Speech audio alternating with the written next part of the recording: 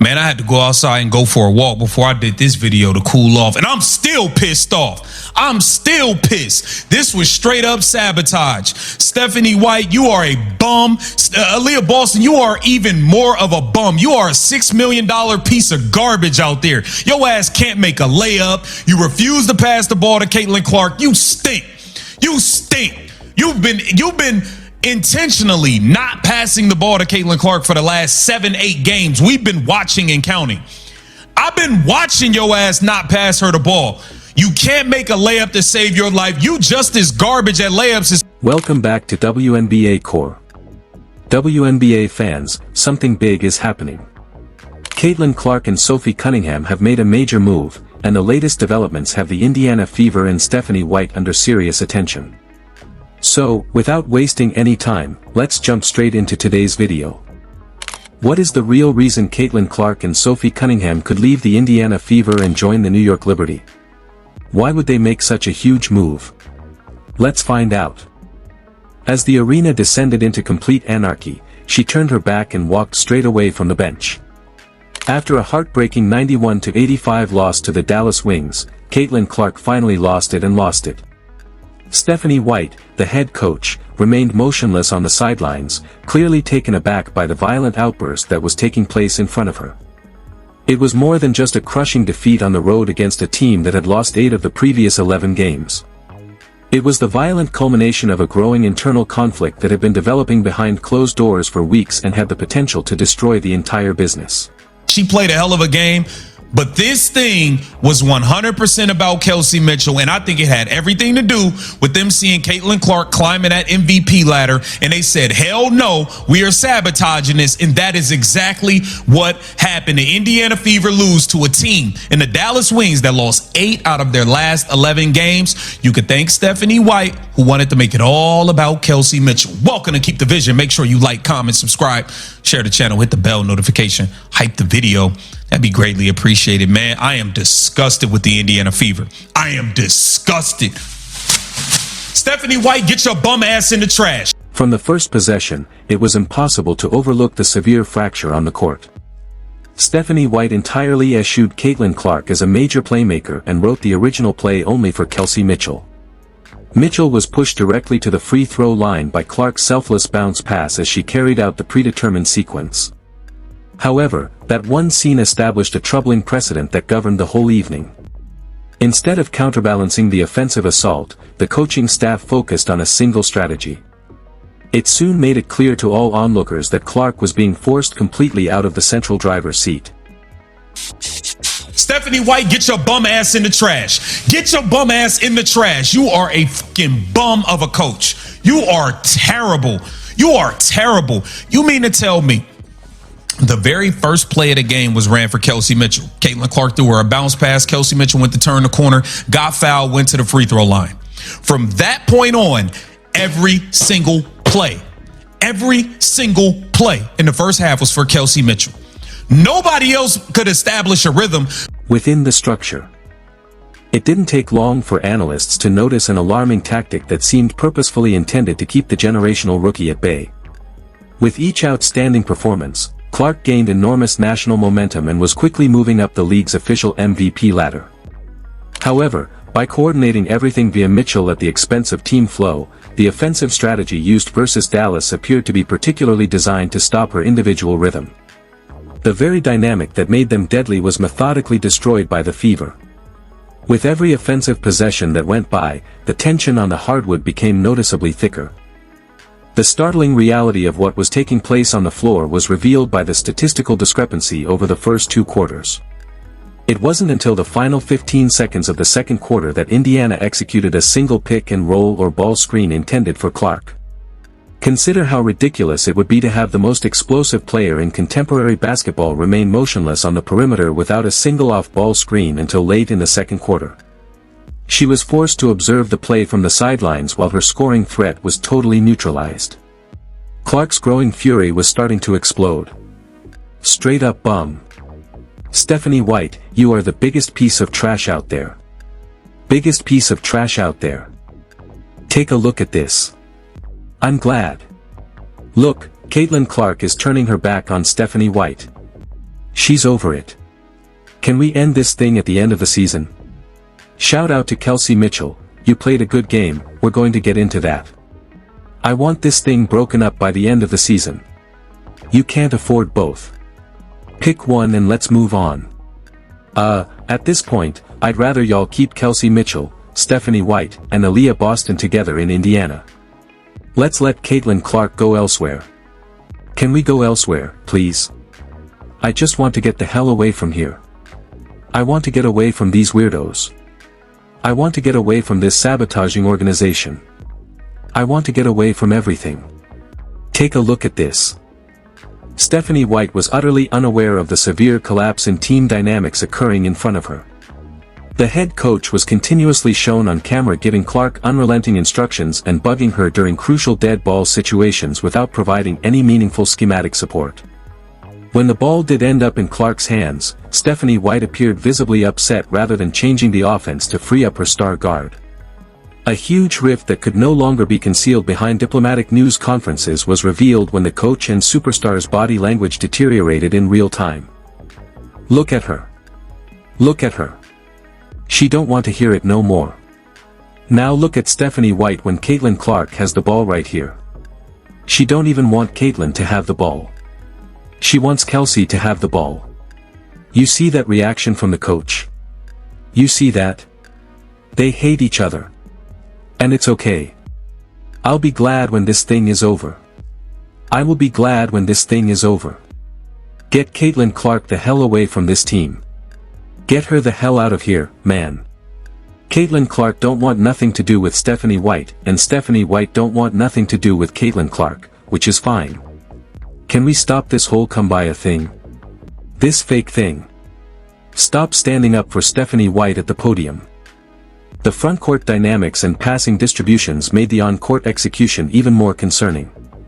A centerpiece with a huge salary, Aaliyah Boston frequently declined to perform simple handoffs with Clark on the perimeter. Observers saw several instances in which Boston would start a move in Clark's direction only to abruptly change course at the last second and send the ball straight to Kelsey Mitchell. Throughout the game, this intentional pattern kept happening. Opponents aggressively cornered Clark without fear of internal punishment, leaving her stranded with no momentum.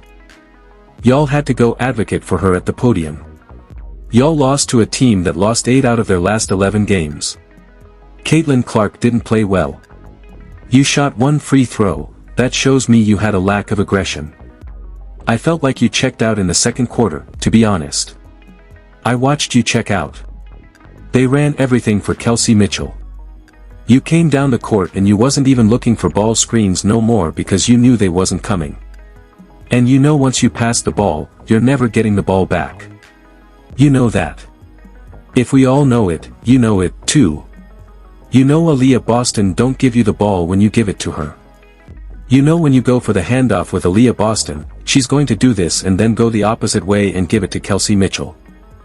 You know that in screen and roll situations, Boston failed to offer sufficient physical protection, leaving Clark completely open to vicious defensive blows. On the perimeter, Dallas defenders were essentially tackling Clark. Boston, however, provided almost no substantial contact or resistance to establish separation. Clark consistently spoon-fed high-percentage looks around the rim that Boston failed to convert, which made the situation even worse. Indiana's complete softness in the paint was exposed as Dallas forward Jessica Shepard completely dominated the interior due to the team's complete lack of physical presence. Every game has been like this. This girl's body just shut down the last game just like it did in the playoffs last year, and she plays 35 minutes. But she played well with her opportunities. They made her a focal point. They made it a point to get her established. They made it a point to get Kelsey Mitchell a rhythm, and when she got that rhythm, she kept it going. They never made it a point to get anybody else a rhythm. Sophie Cunningham 0 for 4 from 3. By the time Sophie Cunningham got a look at the rim, the game was almost over. She had no rhythm. No rhythm. Monique Billings sucks. The biggest crook of dog food for $800,000. I don't know how she's getting paid. She sucks. By the middle of the second quarter, Clark's attitude had drastically changed. She totally stopped participating in the offensive flow. After realizing that the offensive sets were purposefully avoiding her, she gave up looking for screens that she was certain would never come.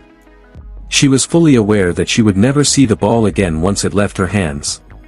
Cold, deliberate detachment took the place of the exploding excitement and limitless energy that characterized her game. After recognizing the internal game being performed all around her, she had mentally checked out. The terrible results of this flawed attacking strategy were mirrored in the box score.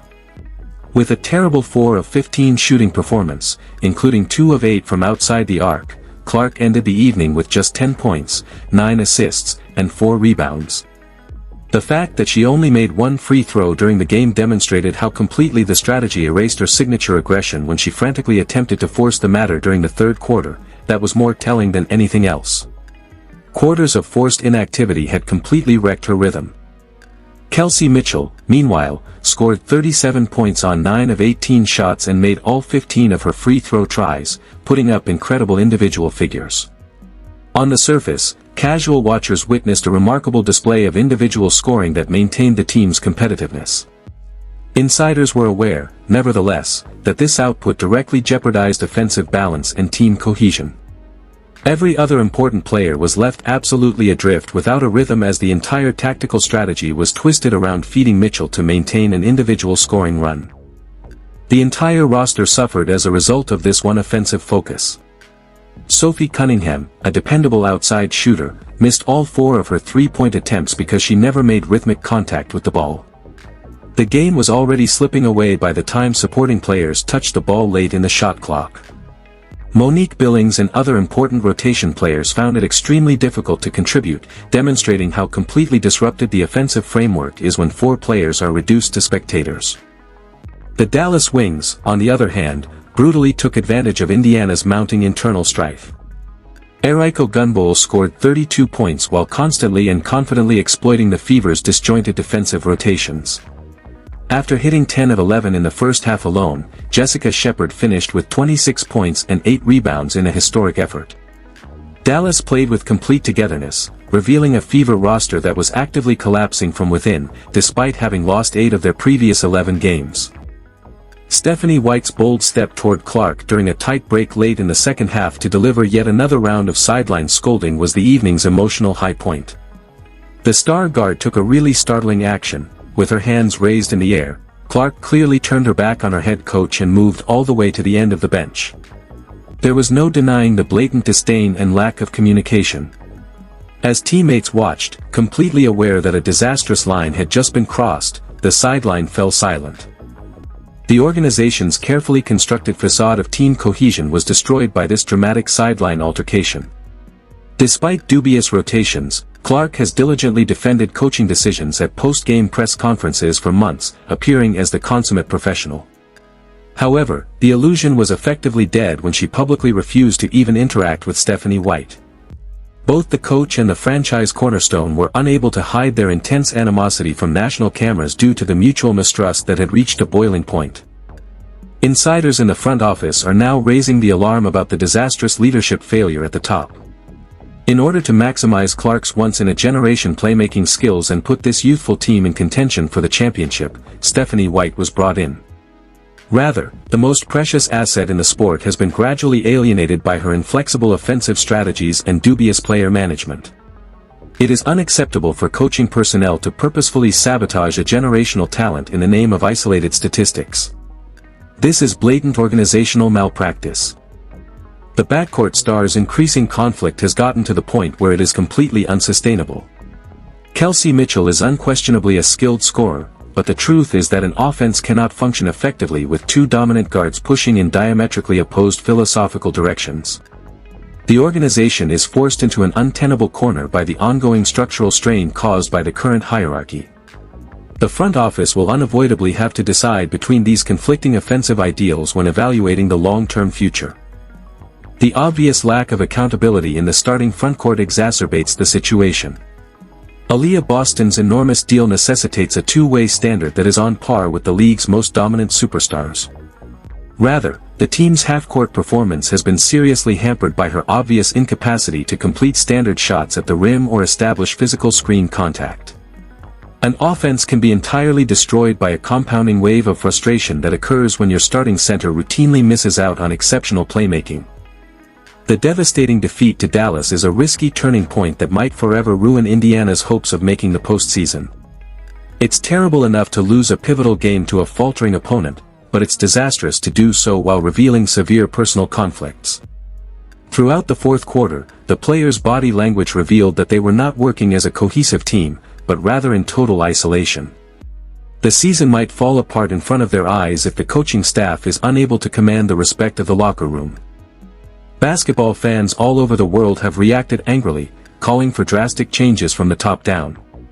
Video breakdowns of every missed cut, every passing lane that was avoided, and the undeniable moment Clark left Stephanie White were immediately shared on social media. Most people agree that the league's biggest star is being purposefully suffocated by a flawed structure. Ownership is under tremendous public pressure to fix the obvious dysfunction before it causes permanent harm. A story much more complex than a single loss was revealed by Clark's obvious tiredness during the post-game moments. She is actively combating schematic sabotage by her own coaching staff while bearing the heavy burden of the league's attention. When your own teammates refuse to pass the ball, it becomes hard to play under that amount of obsessive attention. As she left the arena floor, the psychological toll of being alone in your own offensive system was evident on her face. Allowing a head coach to alienate a franchise superstar is an unacceptable mistake that might change the organization's course for years. The front office is currently facing an unprecedented crisis that calls for fast, decisive intervention from ownership. Difficult hiring decisions must be made right now if Stephanie White is unable to modify her attitude to put Clark's generational vision first.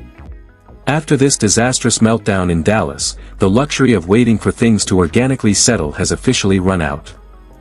The Indiana Fever are at a pivotal point in history when their next decision will determine the team's whole history. The organization runs the risk of losing the most valuable asset in contemporary basketball history if they don't fully commit to developing around Caitlyn Clark's extraordinary abilities with a coaching staff that is in sync with her. It wasn't just one terrible night when the dramatic breakdown versus Dallas occurred. It was a clear statement that the existing dynamic is irreparably damaged. There was much more to the Dallas final buzzer than just a 6-point loss in the standings.